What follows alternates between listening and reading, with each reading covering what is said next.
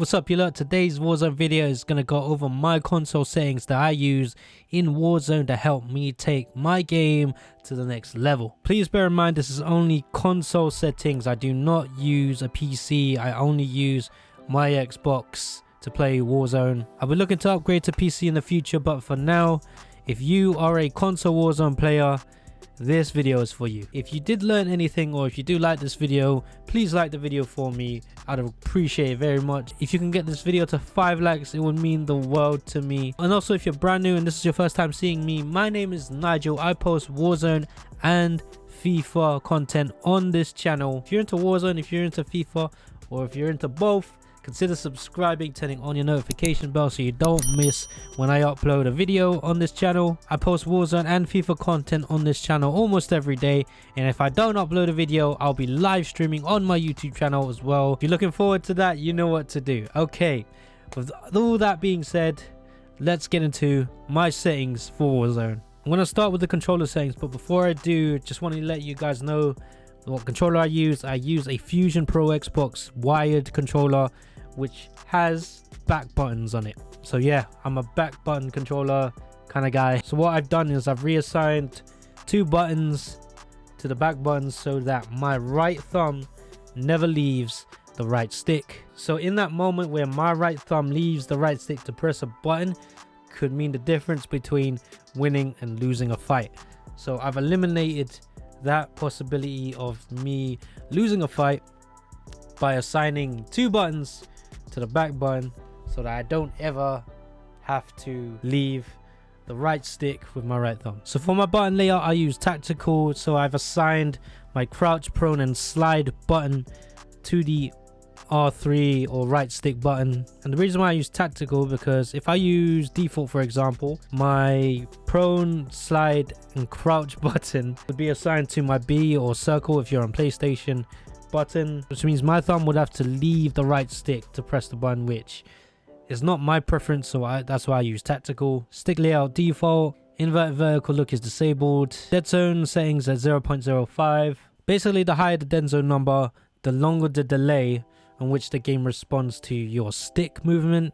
And to be honest, I don't know why I keep it at 0.05. Sometimes I juggle between 0 and 0.05. For me right now, 0.05 I'm really comfortable with. My horizontal and vertical stick sensitivity are both at 9. If you're at low sensitivity, I do not recommend you jump straight to 9. It has taken me a while to use this level of sensitivity, and why I use 9 is just so that I can turn quicker, so that in case an enemy comes up on my blind sides, so left, right or behind, I can respond fast enough to be able to take on a fight, defend myself. My ADS multiplier low zoom is at 0.7 and my high zoom is at 0.9. These are the settings I'm currently comfortable with. It tightens up my aim down sight movement, aiming speed. My aim response curve type is dynamic. I don't know, I saw a streamer use dynamic, so I switched it to that, and I don't really notice a difference. Controller vibration I turn off because I don't want the controller vibration to affect my aim. Aim assist standard, weapon mount activation, ADS and melee. Mount movement exit enabled. Aim down sight behavior hold. Equipment behavior hold. Use/reload behavior, I use contextual tap. It took me a little bit of time to get used to, but what contextual tap actually does, it speeds up the time it takes for me to pick up a gun, to reload, so I don't have to hold a button. I highly recommend this saying because if you still hold to either reload or open a loot crate or something, the time it takes for you to open or pick up a gun or reload could be enough time for an enemy to just one-shot you. This game is all about speed, and the quicker you're able to respond in certain situations, the more time you have to respond, if that makes sense. Depleted ammo, weapon switch disabled. Armor plate behavior, I use apply all. Why I like the apply all setting is, although my right thumb does leave the right stick for a moment to press the Y button or triangle button to play up, I just have to press it for a moment and then I can let go and I can put my thumb right back on the right stick. Because if I put apply 1, my thumb has to hold the Y button until I I'm fully played up. Slide behavior, I use tap just to make slide cancelling a lot easier. Auto move forward, I disabled. I have just recently switched to automatic tactical sprint. I can't stress this enough. This change has changed my game forever. Big time streamers and competitors like Joe Woe, Exact, they use automatic tac sprint. What this saying has done is improved my movement even more. It's essentially made slide cancelling almost second nature. With slide cancelling being such a huge part of my game now, it has allowed me to get into situations where I can finesse, dodge, get 1 or 2 more kills than I normally would if I didn't have tactical sprint. If you haven't used this saying yet, I highly recommend you try it out and see for yourself. There is a bit of a learning curve, don't get me wrong, it took me a while to get used to, but after I got used to it, oh my days, this game's got a lot more fun. Vehicle camera recenter disabled so that I have full control of the camera whenever I'm driving a vehicle. Parachute auto deploy, I use disabled so that I have full control when I deploy my parachute. If you don't know, if you leave it enabled, your parachute will automatically deploy when you reach 30 feet from the ground. That's still pretty high. And if you deploy your parachute at 30 feet and someone's below you, they can essentially beam you before you even hit the ground. So in order to be able to have more control over that, just disable it so you can control when exactly you can deploy your parachute.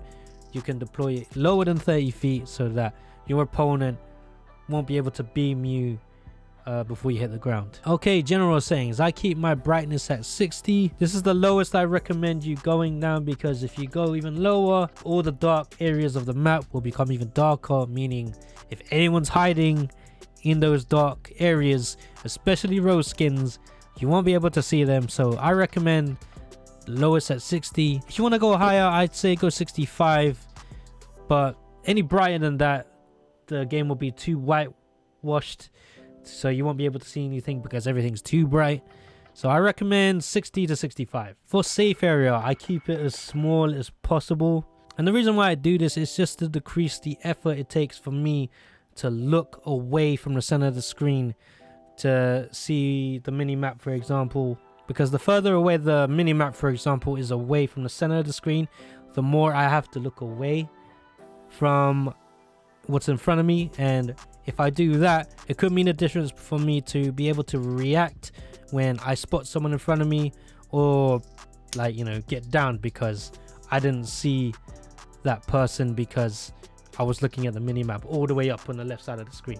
Film grain, I keep it at 0 because I want the details of the environment to be absolutely clear. Colorblind type, I use deuteranopia. Shout out to my boy James, if you're watching this. I made this change because of you.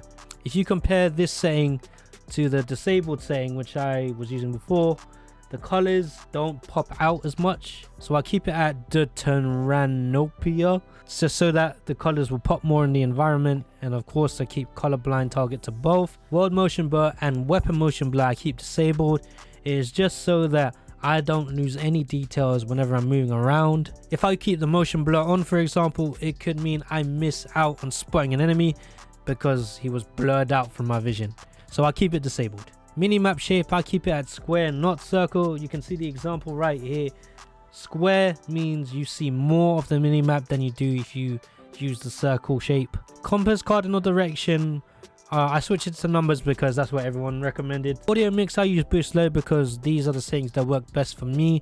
I'm able to hear footsteps a lot more clearly than if I were to use other settings. Some people use boost, some people use boost high because it works out better for them. So that's the something you gotta figure out for yourself. Master volume, I keep it at 60 because although I keep my headphones volume high, I do want to keep the volume, master volume, a little bit low, because obviously if everything's popping off, then I can't hear any footsteps.